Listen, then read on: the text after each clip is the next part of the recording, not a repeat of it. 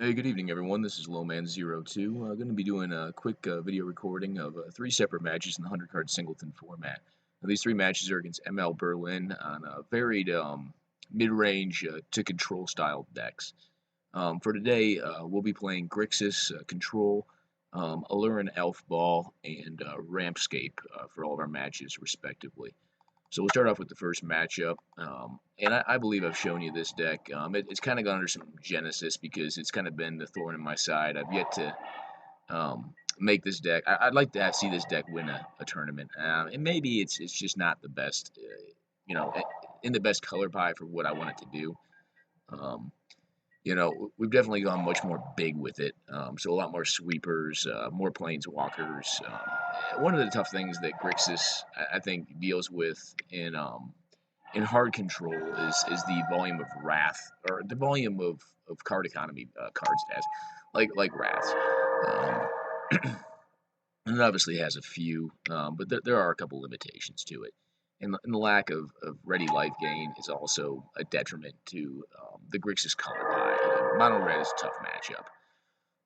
So we're kind of letting ML play out his hand. We had a pretty solid keep. We're letting ML play out his hand because we have Damnation in hand, and he's kind of playing right into it. So I mean, we've got counter magic for anything like significantly bad, like a Planeswalker or like a pesky enchantment of some sort.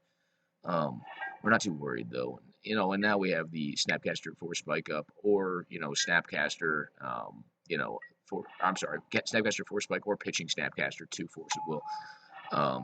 We get Jace Architect down, or Architect of Thought down, and this is pretty much a game. Um, you know, as you can see, we can get to the deck pretty fast and get a lot of different tools. I don't want to see him tax every turn because we always want to be up on lands as a control deck.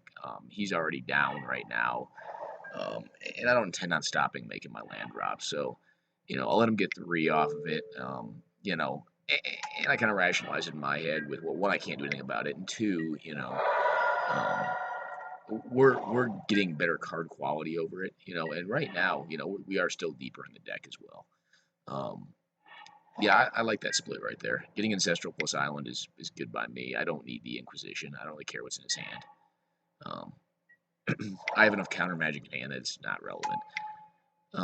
Yeah, so we counter Council's Judgment because Jace is really going to be the architect of our victory here, and Jace is an odd card. So like I think that I, as a player, probably need to balance more so how I use him.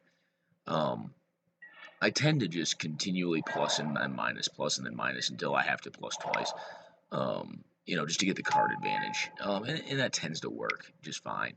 Um, I've yet to ultimate the guy, and I've seen it done like doubling season decks, and I guess you could do it in this deck as well, depending on the cards you're holding. Excuse me. But we're kind of just grinding him out right here, as you can see. Um, he's playing 2-3 flyers that are essentially fair, even though they allow you to investigate. But we really have the upper hand right now. We have the tempo, and this Ancestral Visions comes off and just kind of seals the deal.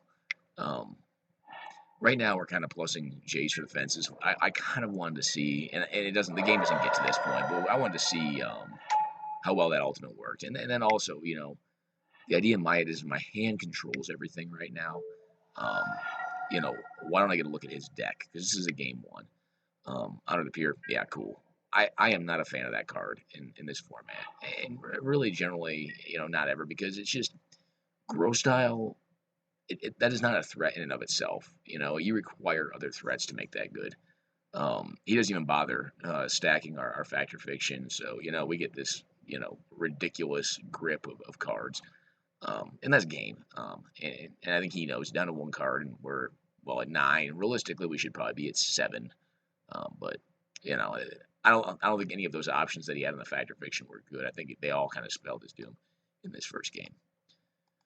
So game 2. Yeah, not keepable. Wasteland and a bunch of spells is not good. This is doable. So we do have a Force Spike for early interaction. We have a Portent, smooth on our draw. and really what we're looking for is like counter magic and effects that allow us to get rid of mid-range threats, because we have Ugin in our hand, and Ugin is, I can't think of a more late game card, maybe like Emrakul if you're like hard casting that lug. but really he's a cheat card. Ugin is just a late game smashing. There's not much that he doesn't deal with. And there's not much that he doesn't allow you to come back from behind on. So, I feel pretty confident that, against a mono-white, deck. And Nyx Fleece Ram, I don't know, man. I think that comes out against this deck. We don't really care about your life total. We're not racing. Well, I mean, in a way we are, but we're racing to value. We're not racing your life total. This is not a tempo deck, per se. We do spike this because that thing is just horrendous for us. I believe we draw, we draw a Spell Pierce. We're kind of like, why don't we have that? Because Spike, honestly, I think is going to be more versatile here. We end up seeing her, hey, cool. Mother of Runes is generally great in the mid-range mirror, but I don't really care about her. I'm going to Wrath away the board at some point, or I hope to be able to Wrath away the board at some point. And while I do have a fair amount of one-for-one removal, I'm not too worried about it. He needs to present real threats before I get concerned about it, because Ugin's just going to end this game. We do get a good pull there in Tact Faden. We're able to leave Snapcaster for Spike Up and or Snapcaster Spell Pierce. But when we see these two pulls, we just decide to go for mana efficiency plus the Scry.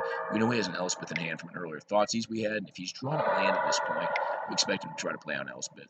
We'd like to get the Scry, even though Spell Pierce is a more efficient card. We see Inquisition. I think we pitch it. We go for two more, play out the Drowned Catacomb, play out the Chandra, then Drowned Catacomb. We exile a Terminate off the top. And at this point, we're putting down Ugin, if I'm not mistaken. Yeah. Ugin comes down. We have Brainstorm up. We just bolt the Core Sanctifiers because, there's nothing on the board that's really that much of a relevant threat. And we like to get to a point where we can ultimate Ugin and just draw a whole, boat of cards. And then, if we're lucky enough, ultimate Chandra as well, because Chandra is actually one of the better win cons in this deck, because the deck just casts nonsense spells like Brainstorm or Baleful Strix. Just a lot of cards that draw more cards or are advantage engines. Individually, none of them do all that much, and they accrue, a decent amount of negative tempo. They can set up very powerful things. All right, so our second match.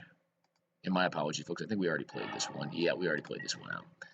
So the next match, and I don't know what to call this deck he's on. It's 5-color,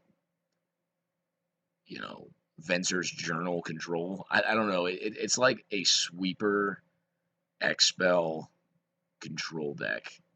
I don't know how it wins. It must just fireball the opponent out. It's kind of bizarre. We're on elves, in this first game, I don't really know what he's on after I get done with the match because we have a very fast start. So that's an odd play. We play out Jiraga, and here's our line of thinking. Jiraga obviously is at his worst when I play him as a 1/1, but I have a crop rotation and a Sylvan Scrying in hand. So I know that I have availability of Gaia's Cradle on a pretty short, notice. And seeing him on blue, I want to get underneath counter magic. So I end up playing Jiraga out. It ends up being moot. If I had had Cavern in my initial hand, I probably wouldn't have played this out. I probably would have waited to play out the Wirewood Hive Master. This guy right here who makes more insects, which is going to only increase the amount of mana I'm capable of making off of my Gaia's Cradle. But I don't have that in the start, so I go ahead and put Jiraga out. I expect to play the Hive Master this turn. And then really what I'm looking for, I have all the mana I could ever need.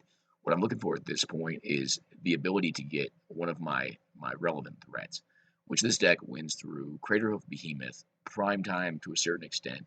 And the only other big creature that it has is, I can't remember the name of the thing, but it's a 6/6 that essentially says Glimpse of Nature, except the creature has to hit the board as opposed to just casting it.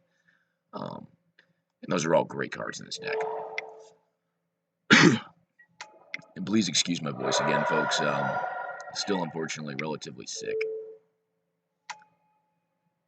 Yep, so we just start accruing value, and we're not going to cast the crop rotation into blue mana. It's just not worth losing the land. realistically, what we're looking to do is set up a turn where, you know, we cast the crop rotation on his turn and force him to counter it, and then Sylvan Scrying on our own. I just don't have a need for it yet, you know, and here's where I get one. Unfortunately, Elvish Harbinger is a top tutor. I believe we get Fierce Empath, but it's a top tutor, so I don't have that play available to me. If I use either of these two cards, I'm going to lose the Fierce Empath, which I put on top. Opponent kind of, I guess, catches wind of what we're up to and just concedes here. So I don't really know what he's up to. I mean, this could be, is it control? It could be anything. But what I said it ends up being is like, you know, some sort of weird X-Spell, like, you know, Earthquake style control deck. So this game is much more interactive, and like, I don't think, honestly, I don't feel that I'm ever winning this game. Well, I mean, right now I feel okay, but you'll see what happens. And blam. So we're down to Alyssa Lana, and our whole team's gone. We're like, well, okay, that happens. Honestly, this deck is really resilient, though, so that doesn't like dissuade me. I'm like, I can get through it. He plays on Defensor's Journal. ML was trying to sell me on this card, and I'm just not, dude. You know, the card itself can, like, gain you just a whole boat of life, but, you know, it doesn't do a darn thing the turn it comes into play. So imagine if you hadn't cast Volcanic Ball out the turn you had.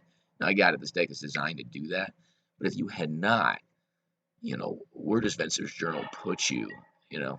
As you can see, we're getting blown out left and right. We're on Taunting Elf. Whoop-de-doo. Which is a fine card in the deck. I mean, I know a 0/1 is kind of like shoddy looking, but the fact that it can essentially fog blockers for a whole turn is not bad. Especially if you're on like the Elf aggro draw as opposed to like the Hoof draw. And as you can see, like the Hoof and the Soul of the Harvest are just like complete bricks in our hand. But, you know, my thinking is if I can get to mana, which this deck is very good at getting to mana, I feel like, you know, I'll be able to like pull them out of, like they're like aces in the hole. So we do get out our Cavernous Souls, kind of go, you know, a non-linear route and name Elemental, because I feel like if I can resolve Soul of the Harvest, then I'll be able to draw just more cards than he can. And I don't really care what life total he's at. It's just, you know, for me, it's about getting after cards as opposed to cards and options, really. Life per se is not an option. I mean, if this is red deck wins, yeah, I would have just packed it in. But it's not, and because like my win con is a Crater Hoof Behemoth, or just like vast elf combo and like, you know, upwards of 70 mana on turns, you know, with cards that can pump them very easily. You know, I'm not concerned by a card like that. Like, I think, well, we'll see at the end of the game. So this replay is broken. I have watched it previously just to check it because for some reason Crater Hoof Behemoth breaks the recordings. So, but I'll walk through it. So we end up finally going for the Gaia's Cradle here off of an Expedition map. Put on a Priestess Titania, and we get a Glimpse of Nature, which, you know, is solid. I believe we get Wrath again here. Yeah, we get Wrath again, but we do get to pull an Elf out, which we grab out the Reclamation Sage, because I kind of just want him to stop gaining life. Because, I mean, he can get out of our reach, but it's going to take a lot of effort. And we just start drawing cards like left and right here off of the Soul of the Harvest. The Soul of the Harvest is really the MVP of this. You know, we go into a Glimpse turn right here. And it's a little unfortunate. That thing gets bounced. But we're able to kind of like refresh our hand a decent bit. You know, well, he is on 7 cards. We've knocked down his means of life gain, and we're on 5, which, you know, is not bad. Can't complain. And I do have the combo, the Deserted Temple with my Gaia's Cradle, as well as the Hoof and the Soul. Right now, I'm kind of like playing around as counter magic. I don't want the Soul to get countered. Well, correction. I want the Soul to get countered on the turn that I want to play Crater Hoof Behemoth. So we kind of get blown out here. I think we play it right, but we kind of get blown out here. We play this first because we want him to counter that. We didn't even really like want to get that thing. We're just like, what do we get? You know, because we didn't have enough mana to cast Primeval Titan on the same turn as all this. That gets Disdainful Stroke, which we're like, all right, good. You know, we've gotten that thing out of the way. We knew it was going to get countered. Play out the Garrick, untap, and then play out the, or correction, we put out the Beast, and then we try casting the Crater Hoof, and he's got another one. So we're like, darn.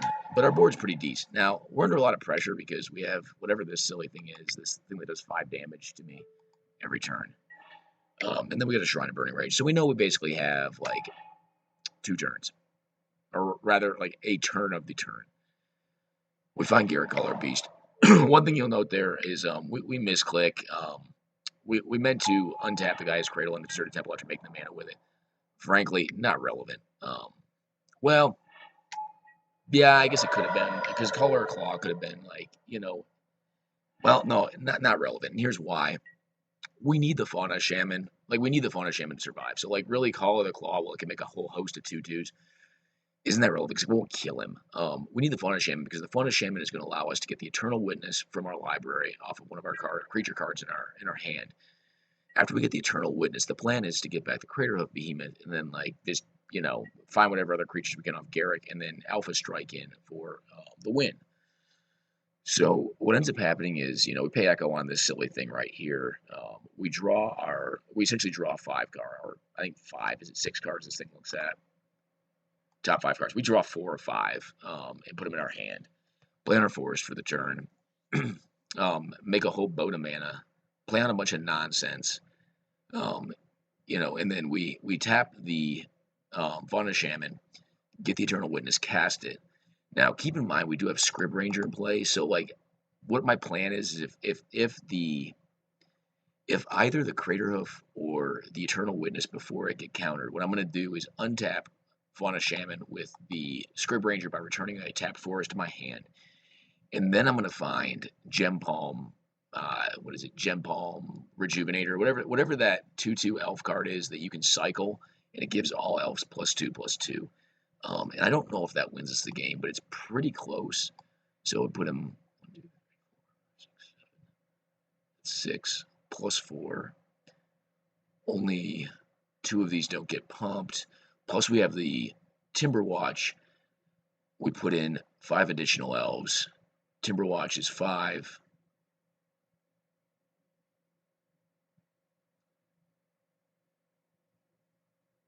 9 + 5, 13. Timberwatch accounts for 13, plus 13 damage, but it's not going to do 2 additional off of it. By the time we play out the Gem Palm Cycler card, we would end up only having available to us the Rofellos, the Mutanis, Acolyte, the Coiling Oracle, the Elves of Deep Shadow, Sylvan Ranger, Wood Elves, and Reclamation Sage, which total gives me 4,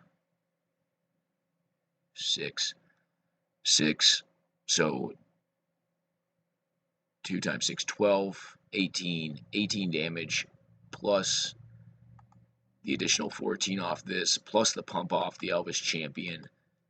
It would have been close. I don't know if it would have made it or not. I'm not even counting like the 1 damage from this silly thing and the 3 damage from this thing. It would have been really tight. I don't know if it would have made it or not.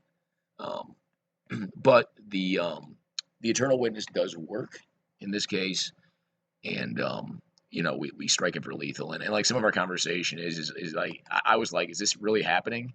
Because I didn't plan on it working, because he tapped down for some nonsense. I forget what it was, because the game broke, and he had like 3 or 4 mana available. And I was like, he's got to counter up, and I'm going to get countered on this, and I'm probably going to lose, but like by a hair. So very good game. Well, I'm sure a disappointing game for ML, because like I never thought I was winning this thing, and like I consider myself fairly lucky to have come back as much as I did during the game. But it kind of hallmarks the power and the capability of recovery of this elf deck. Like, I think this elf deck is actually pretty great. I don't know why we don't see more of it. I think you have to go very unfair with it, but like, it can take a beating and still come back from it pretty well. All right, on to the next game. So this last game here, I'm on RampScape. RampScape is an interesting deck. The deck itself, generally speaking, wins through lands. It does not have a lot of win cons outside of its lands. I mean, it does have stuff like Inferno Titan, Primeval Titan, like stuff that can swing, but like I just never expect them to live that long, because there's not a lot of low-end threats that are like, going to stick around. He's on 5-color Planeswalker Wrath value deck. So I'm kind of glad I have this deck, because this deck can kill in a lot of ways that his deck cannot interact with, like Scape Shift, like Valakut, like the Dark Depths combo, because that's a tougher one to deal with. But we'll go ahead and let it run. This is a good keep right here. We have just a ton of mana. I mean, it may not look like a good keep because it doesn't really do anything. But these are a lot of the keeps you have with this kind of deck. Like I said, it's very low. It doesn't have a ton of ways to win. Most of the creatures it runs are like the auto 2-for-1s, and they generally gain you life, because I just expect with this deck that I'm going to take a beating in the early game, and I just need to throw blockers down that gain me life. So we see an Elspeth, whatever. Draw Valakut for the turn, and we start going ham on the mountains, if I'm not mistaken. Yeah, we just start getting mountains, because we want to blow up his Planeswalker. This does piecemeal our effort if we ever do draw the escape shift, but you know, I go on a hedge bet and I say, okay, I'm going to do it anyways. We do get the Primeval Titan here. I believe we just get 2 mountains here, or 2 mountain lands. It may be duels. Really just to knock out the Elspeth. I want to take care of the Elspeth. This thing gets Path to Exile. That's 3 additional damage we just do to his face. And like I said, like the Titans never hang out. Like they get in there and they do their ETB, and then like they tend to die like this. That's kind of how my experience has been with the deck. We do have Green Sun Zenith for follow-up. Obviously, we got to pay our Summoner's Pact, which is not a big deal after we just tutored up 2 lands for free and have like infinite lands in play. We get to bold them again. I believe we end up passing it here. And we get a Primal Command, which I didn't want to tap out for the Green Sun Zenith, because the thing that it's going to find is most likely going to be one of 2 things. This guy right here, which I think, you know, this guy is goofy and he's so clunky, but like, he's awesome in this deck. Like, he really is. What is his name? Omnath something. Locus of Rage. Honestly, the card is stellar. The other card, and we're going to get now, is Titania, which she actually combos out very well with Omnath, because she makes elementals as well, and she ramps you. So, you know, she's a solid card. But once you get her and Omnath down, if they go unopposed, they'll get like Wrath. Like, he's got obviously a million Wraths. So yeah, we get Wrath again. You know, it's very hard for decks that utilize Wrath to deal with wide threat bases to deal with that, because, you know, her elemental tokens plus Omnath's elemental tokens are going to do 3 damage each, you know, and plus Omnath himself will do 3 damage when they get wrapped away. So it's like, it's essentially like an alternate Valakut. We chip the heck out of the ice. We have a ton of lands, so like chipping the ice is not, you know, is not an unthing in this deck. Can definitely do it. We natural order here, and I'm trying to remember what we get. Yeah, we just get more mountains. We're just like, hey, let's find some more mountains, and we're pretty much out of them. Yeah. So we hit Schlitz on mountains. We get 3 more damage, and really we're just expecting to win with Dark Depths here. See a Chromatic Lantern. That's actually cool tech against Blood Moon, which we did sideboard in.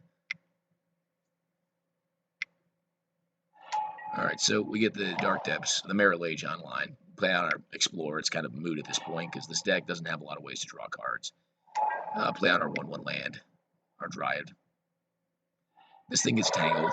So, you know, one thing I didn't note is the Kitchen Finks was kind of pivotal to this plan, because one thing I'm actually afraid of is Comeuppance. He does run it in the deck, and if he casts Comeuppance on me, I'm trying to remember if the creatures do damage to themselves or they do damage to me. If they do damage to me, then that's like, I thought that may have been what it was, but actually thinking back on it, I think Comeuppance only does damage back to the creature, and for non-creature spells, it does back to the player. Excuse me. So, you know, I wanted to play around that, because I think I was thinking the effect was different than it was. And that's why I ended up playing out the Kitchen Finks there. So let's go to game 2. We ended up taking that one. He didn't have a way to deal with 2020 Indestructible Flying, which, you know, is arguably hard. We have a Salty Mold on 5 on this one. Luckily, we're on the play, so, you know, that's better. We cast out our Nature's Lore, because, I mean, the way I look at it, like, there's a higher chance of my wall roots getting removed. And we don't cast Titania. I don't know if he runs counter magic in this. I really don't. But I didn't really want to find out. Plus, you know, I'd like to get my Raging Ravine online. Now, it could have been more correct to save the Nissa and play the Titania first, so that he would do this, Wrath. And I could have gotten, you know, a recurring source of card advantage out of Nissa. But, you know, we don't. We're trying just to jam, and maybe this is the wrong approach. Maybe I should have gone for the card. Actually, I think in retrospect that was probably more correct, to cast Titania out first, fetch, cast Titania out first, and then play Raging Ravine on the same turn I play the Nissa. taking me to 6 lands and flipping her. Plays on a not Nixilis, kills our thing. Cool. We end up bolting his Magister to death. Like, I don't think he runs a lot of threats in this deck, so I'm like, let's just get rid of it. We'll do 3 damage to him. And I'm not as worried because I do have a Fierce Empath to follow all this up with really my last large remaining threat, which is Primeval Titan. I mean, we do run Inferno Titan, but like it's a lower synergy card, just a big beater. Whereas like Titania, Omnath, and Primeval Titan really represent the core of the threat package. All right, so we get Starstormed. Go figure. Everything's dead. We get another land. Slowly working towards Valakut. But really, what we're going to do here is chip the ice all at once with Thespian Stage on Dark Depths. It may have been right to look at copying the Raging Ravine and just beating in there, but with a 5/5 in play, Now, it's funny because I draw this silly Forked Bolt, which, I think it's a fine card in the deck, because, like I said, this deck is not a mid-range. It's like a pure ramp deck. Like, so you see, the green, mono green decks that TBG plays, and, those are more mid-range. They're rampy, but, they're more mid-range. This is, a pure ramp deck. That's pretty much all it does. And it does it very, very, very well. As you can see, it's turn. Actually, we're close on land parity by now, but we had pretty much the same land count before. We get tangled yet again. We untap. He's a 21. It's pretty hilarious because this Forked Bolt that we were kind of like, drats, why did we draw this stupid thing? Ends up actually winning us the game this turn. Because obviously, we had a sizable threat coming our way. Next turn we've got lethal. We have lethal coming at us next turn. So, we can block the Raging Ravine. We can block with the Overgrown Battlement. One of which will most certainly get removed. Definitely the Battlement, likely by Garrick. But the Forked Bolt ends up actually being the MVP of this game, shockingly enough, because it was just I thought it was a dead card in the match. This is not a creature-based deck. I'm not going to snap off any Noble Hierarchs or Llanowar Elves or whatever. Okay, so I hope you enjoyed the matches. I hope you can hear me well enough with my voice the way it is. Again, this is 100 card Singleton. It is essentially Commander without the Commander, but folks, it's not Commander, so just keep that in mind. It plays out very differently. I think it's one of the best formats out there, and if this is a format that interests you, it's currently not supported on MTGO. However, a loyal group of folks, about 10 to 12 people, and then I think we had about 15 to 20 during the Christmas event, play it on a regular basis every Saturday at 15:30 or 3:30 p.m. Eastern Standard Time for the continental United States. We end up playing it on. That's played on. It's registered for on Gatherling.com. Again, Gatherling.com. And if you go in there, you'll see Chainsaw Massacre and then the event number. If you go in there, there's a forum. If you have any questions, you could also hit up myself or any of the players you see me playing, and they'd be happy to help. ML Berlin, the gentleman I'm playing right here, is actually the host of the event. So if you see any folks that I'm playing on any of these videos, I think feel free to hit them up. They're generally friendly folks, and they'll definitely help you out or give you any suggestions or give you games too. I'm always available for games if I'm on. So I hope you enjoyed the videos. I hope if this is a format that interests you, you'll join us, and have a good night and a good New Year.